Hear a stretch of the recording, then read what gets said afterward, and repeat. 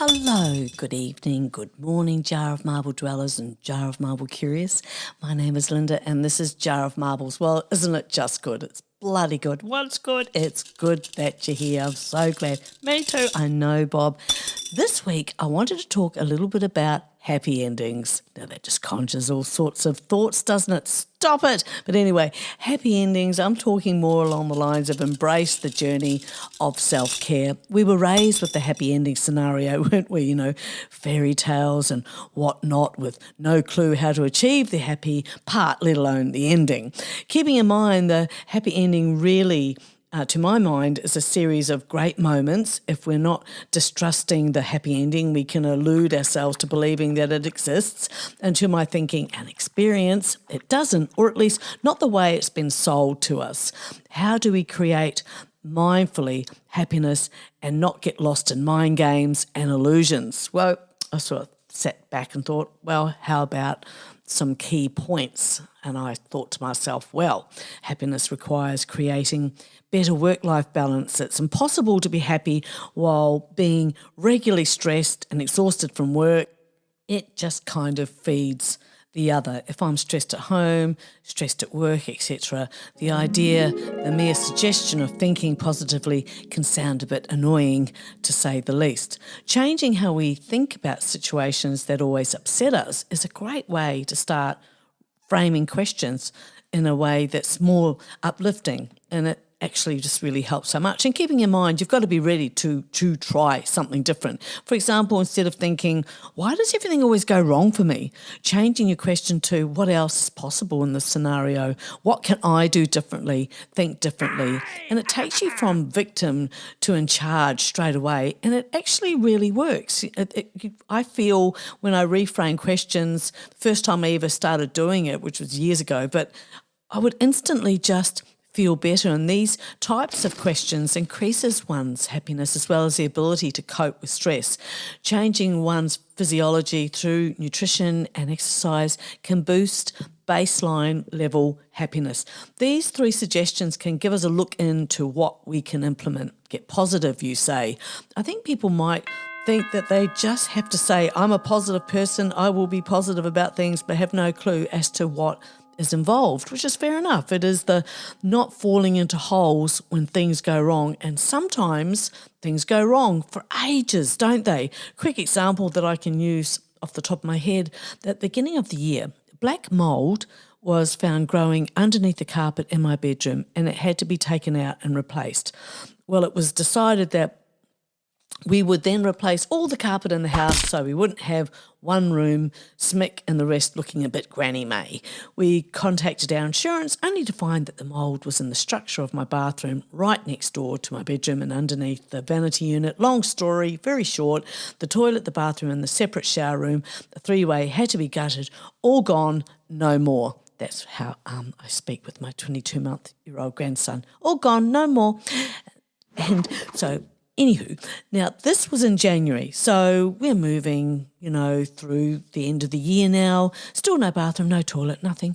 The so-called tradesmen that were sent had shocking work practices, caused more damage, and making mistakes required repeating, like painting a wall. One wall has been painted 3 times. In fact, it needs to be painted again. So that would bring it to a grand total of 4 times. Well, once they actually do it. Luckily, we have an ensuite, so life could just go on. Meanwhile, in the jungle, it has been a series of ill-feeling, worry, annoyance, and feeling stuck and unheard. Except not me. I decided that because I had somewhere to shower, etc., I couldn't give a fick what the insurance did. That is to say, I gave it no thought. And guess what? My mental health was and is stellar. The bathroom and loo, etc., will get done at some point, that is for sure, but not at the expense of my peace of mind. Still, nothing has happened. It is in the hands of the underwriters now. Now, with full disclosure of what has not happened against the claims of what the construction company is claiming that they did, it's hilarious. They should all be stand-up comedians, like really. And you know what? How about an applause? That wouldn't be a thank you. But anyway, this is what I'm talking about. We say, well, you have the right to be upset about all of this going on, 8 months, 9 months plus at that stage, and still no progress. But do I have the right? Do I have the right to a happy ending? Well, I'll have my happy ending ultimately. Did I have the right to plague my mind with injustices, etc., the ridiculous claims and lies and inventions from the insurance company and subcontractors that did not add up to my bathroom spaces being sorted? Did I have the right to do that to myself? And I'm going to say no. If I am to practice what I preach, and I'm really preaching to myself, then I simply don't think about it, and anyone that wanted to know, I simply stopped talking about it, thinking about it, and meant it. Meanwhile, I have a couple of other far more serious situations blooming in the background or the forefront of my life, and I'm applying the same practice. If someone is not caring about how they are impacting my health, I have to look out for myself, and I have got really good at it. There are only a handful of summers and winters left, and I want them to count, and they do. As a much younger woman, I would have thought finding a nice man would just be nice, and that would just make my life better. Ridiculous thinking, really, but a classic example for many of us, though. Now, when trouble is brewing, I think, what can I do to rise above it or make it better without selling my soul? How can I have my happy ending every other day? There are different ways to achieve the happy ending depending on what you are looking for. Are you writing a story, playing a game, or seeking personal happiness? Are you dealing with difficult people for the 100th time? Are you sucking up too much? Is the peace, the so-called peace that is required, is it down to you to provide it and minimise the fallout? Do you live in a war zone? I used to worry so much as a younger woman, and I used to break out in cold sores and feel so heavy with concern about what was going to happen. There was a time when it appeared that my life was solely based on what others may be thinking or what they might do. It took some honest thought to admit that. Now I think, better start running, you do not want me to catch you. I'm ready to go all the time. I have zero energy or time for bullshit, lies or drama, especially the unnecessary stuff that is actually designed to hurt, and they think it's all you, that everything wrong in their lives is because of you. That is a massive red flag there. Not too many people will own their wrongs, their indiscretions, their bad behaviour. A bit too nutbaggy for me. That would be a big no thanks. Thanks, but no thanks. So, you're saying no to that? I am, Bob. Hashtag happy endings. One of my favourite subjects is neuroplasticity. There is loads of evidence to suggest that the brain can change in response to positive thinking. Neuroplasticity refers to the brain's ability to rewire itself based on experiences and thoughts. Positive thinking can promote the development of neural pathways associated with optimism and resilience. And I just love that. I love that I can do something about it. I find that so challenging and at the same time comforting, if that's even possible, but that's how it feels. It's important to note that positive thinking should not be seen as, as a substitute for professional help in cases of severe mental health issues. Furthermore, positive thinking should be balanced with realistic thinking to avoid unrealistic expectations. Oh yeah, that sounds very sensible. I know, right? I think so too, Bob. Thank you. Thank you very much. Now, while positive thinking can be beneficial, it's also essential to acknowledge and address negative emotions and challenges when they arise. Hashtag happy endings. When you're feeling in trouble with your sense of your happiness, it can seem such a big ask to think positively, can't it? Let's put it in another way, as I think the roll call of thinking positively has been sold so hard that it means little out there in the world. Even I shudder when I hear that, and I brace myself for what comes after. So I believe that perhaps the focus being on a rosy outlook, a brighter outlook, blessing yourself with hopefulness, I think find out more about how your brain actually works.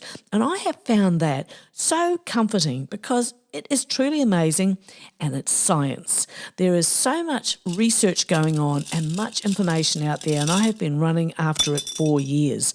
I am interested in learning how our brain works in order to make real installments, as in changing thought patterns that just don't serve us. We can look into the past with our rose-tinted glasses, remembering how good it was, and then telling ourselves that it can never be that good again. We should just quit doing that. The past, those people and times taught us so much, and that happiness and new experiences, every bit as fabulous, will happen again. They will. They absolutely will. Ah, thank you. You know, it's just hopeful, isn't it? And I love that. I love that. And we can change so much. We can provide our very own version of a happy ending, a version of being more happy than not. That's how it felt for me when I started researching. I started listening to Dr. Caroline Leaf. Her work is easy to understand, and she's all about winning. Amazing woman. Dr. Joe Dispenza is another wealth of information, as is Dr. Bruce Lipton. Incredible background and so humble, incredibly knowledgeable. I'll put these authors' names in the notes. You will find loads on YouTube. Total game changer for me. And when practiced, you will see your own changes taking place. That is the bomb right there. Situations, especially emotionally charged, I had lived with for years, I no longer even think about. It could be said there is rarely a day when I don't have a happy ending. Do you mean gratitude? I do, Bob. Thank you for clarifying that. Yes, when I'm painting and writing and recording, I feel very happy and grateful. Look, so do I, Bob. You know, I spend time with family, friends, my grandson, gardening. I do a lot of writing, painting too. So I think to myself, I feel thankful, and I really am. And it may sound a bit Pollyanna, and let's just say it is. It works a treat for me. But keep in mind, it is backed by the latest research, and that is why I took notice in the first place. Another worth mentioning is enhanced problem-solving skills. Positive thinking can enhance problem-solving skills. When you approach challenges with a hopeful mindset, you're more likely to seek creative solutions and persevere in finding answers. You kind of know that you will, and it doesn't matter exactly when you will. You just know that ideas will come to you and that you'll just have better outcomes in various areas of life. Or simply feeling calmer as life deals out situations that can be, at times, feel like they're never ending, and we've all been there. You know, like me with my bathroom, it's just going on and on and on and on. But meanwhile, we're doing this. The greatest enemy of knowledge is not ignorance, it is the illusion of knowledge. I love that, by Stephen Hawking. When challenges come, and they will, we can feel like we got the rough end of the pineapple. And so if we have done a wee bit of homework, we can rewrite the narrative. And again, I love that. I love that I have that ability. I have that knowledge. I have that opportunity. All of us do. People all over the globe are doing it because many of us do not want to be victim to thinking that has never changed the outcome. I wanted not only different outcomes, but I wanted a different experience while travelling difficult roads. This, of course, did not happen overnight, but one day it did, and I ain't going back. Oh, that sounds like hard work. Only seems like it if you've never done it. But you know what's hard work, Bob? What? Doing the same thing all the time and feeling worse with every passing year. You'd run out of people to blame. Exactly, Bob. And who wants to be deep in the trenches with that kind of thinking? I'd rather be smiling at the sky. Look, Bob, it all boils down to self-care. Embracing that journey of self-care knows no age limits. It is about nurturing your well-being and preserving your vitality for the years ahead. When we are prioritizing, feeling good, staying active, no matter where we are in life's timeline, it all kind of changed for me when I turned 60, and I was mindfully approaching 60. I'm now 62, but as I was approaching 60, I thought, well, you know, that's a bit of a different number, isn't it? And that was a moment to behold in terms of, okay, so I want to do things differently. At the end of the day, I am the one who is looking after me, as is you. Hence why I do not get too involved in dramas, even if I'm related or am privy to information. It's just something that I just gradually mentally and emotionally just backed out of. And if I can see that someone's life has got lots of drama in it. I tend to just stay right on the outskirts of it because it's just from experience. It's really a protection thing that I have where I want to protect my brain and I also want to protect my childlike love of life. Only I can do that, and I think we have to agree on that, and it takes all responsibility off others. It is never too late to start focusing on yourself. With age, I'd like to think comes, a little bit of wisdom, and we begin to understand that working out, for example, walking, movement, every day is about feeling better and maintaining our mobility and health for the second part of our lives. I do prioritise self-care and embrace the transformative power of exercise. It is never too late to invest in your well-being. On YouTube, there are armchair exercises, all of which are fabulous to get going with in case, you're challenged and you standing up is something you can't do. How are you going with life transitions? Do you find some days things go beautifully, then one wheel gets flat and you're stranded by the side of the road, wishing you were somewhere else because maybe where you are right now does not feel good? Life can feel like that if we're not feeling the healthiest, not feeling well, maybe not well for some time and forgotten how feeling good feels. And even if you are feeling great and life is treating you well, you're still going to have days where you just don't feel fantastic. But at the very least, if your health is your priority, you're not going to stay there for too long. But we do need quieter days, and there are times we have to simply check in with ourselves to see if there is something bugging us. But maybe we can be worrying about a family member or a friend and we don't feel like we can connect with happiness. It is a very real situation, and sometimes we are waiting for someone to wake up to themselves before feeling like you can get on with your life. And admittedly, I can get pulled in if I'm not careful, hence why self-education and self-respect and love has to be some of the common words in your own lexicon.